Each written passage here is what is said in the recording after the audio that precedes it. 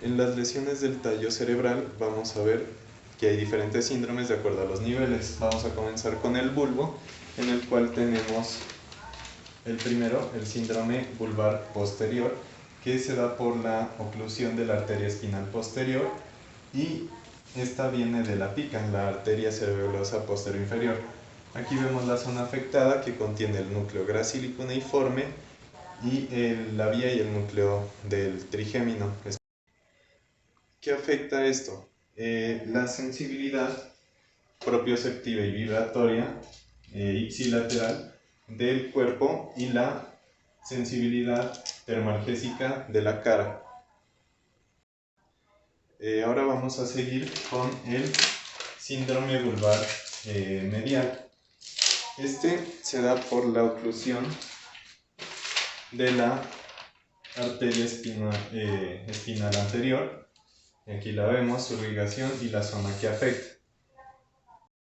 ¿Qué hay afectado en la zona? El núcleo piramidal, la vía corticoespinal y el núcleo del hipogloso y el lemnisco medial. ¿Qué afecta? ¿Cómo se ve en el paciente? Pues va a haber pérdida de la sensibilidad contralateral, va a haber también pérdida de la también hay hemiparesia contralateral y una desviación de la lengua ipsilateral a la lesión. El siguiente síndrome es el síndrome bulbar lateral, que se da por una falla en la arteria cerebelosa inferoposterior, que es esta. Aquí vemos su irrigación y la zona afectada. Entonces, ¿qué estructuras están afectadas? El núcleo y la vía del trigémino, el núcleo y la vía del solitario, el núcleo el núcleo ambiguo y el vestibular y el sistema anterolateral. Ahora, ¿qué va a producir en el paciente? Pues ronquera, nistagmo, disfagia, pérdida del gusto ipsilateral a la lesión, pérdida de la sensibilidad termoalgésica contralateral y pérdida de la sensibilidad termoalgésica ipsilateral de la cara. El siguiente síndrome es la herniación amigdalar. Sabemos que la amígdala es del cerebelo, pero cuando hay un aumento de presión supratentorial o infratentorial, esta ejerce una presión sobre el bulbo y genera una lesión física. También hay lesión vascular y pues esto genera isquemia. También esto puede afectar el núcleo reticular ventrolateral del bulbo y esto pues ahí se ubica el núcleo que maneja el ritmo respiratorio, la frecuencia cardíaca y respiratoria, por lo que el paciente puede morir. Las siguientes son las lesiones del puente. El primero es el síndrome de Fovil. Este consiste en una lesión del tegmento dorsal del puente. Ahora, ¿qué estructuras se ven afectadas? Se ve afectado el núcleo y la vía del séptimo par, el sexto par craneal. Hay lesión de la vía piramidal y del lemnisco medio. Ahora, ¿qué produce? Parálisis contralateral del cuerpo y parálisis ipsilateral de la periférica de la cara. También se afecta el músculo recto lateral del ojo.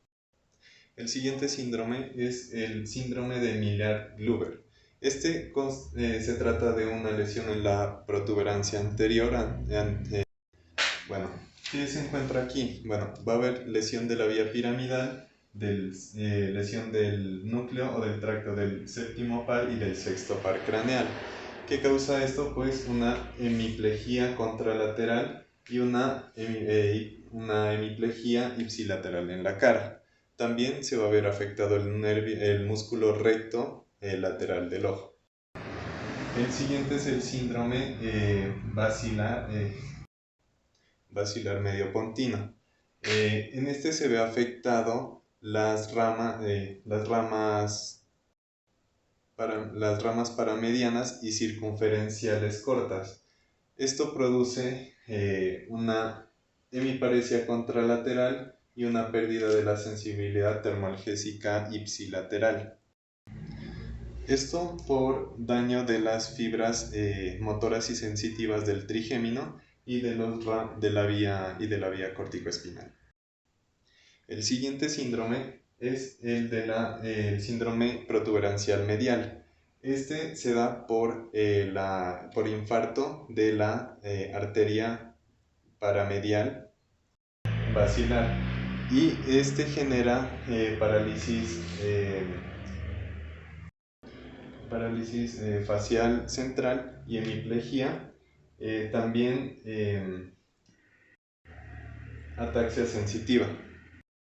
Ahora vamos a seguir con los síndromes del mesencéfalo. El primero es el síndrome de Weber. En este se da por la oclusión de la arteria cerebelosa superior y afecta la raíz del nervio oculomotor, las fibras corticoespinales y las corticonucleares. Bueno, ¿qué causa esto en el paciente?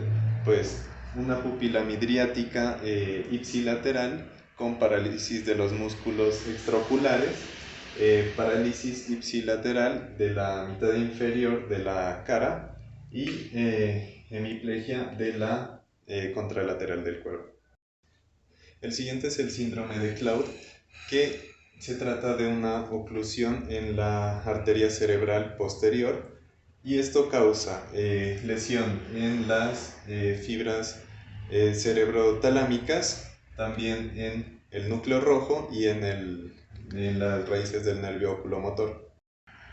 ¿Qué causa esto? Ataxia contralateral, temblor, también una pupila midriática ipsilateral con daño en los músculos oculomotores. Ahora, el siguiente síndrome es el síndrome mesencefálico dorsal, el cual se causa por diferentes etiologías como un tumor de la glándula pineal, etc. El paciente presenta anisocoria, retracción del párpado y nistagmo. El siguiente síndrome es el síndrome de Benedict, que es el de Weber más el de Claude.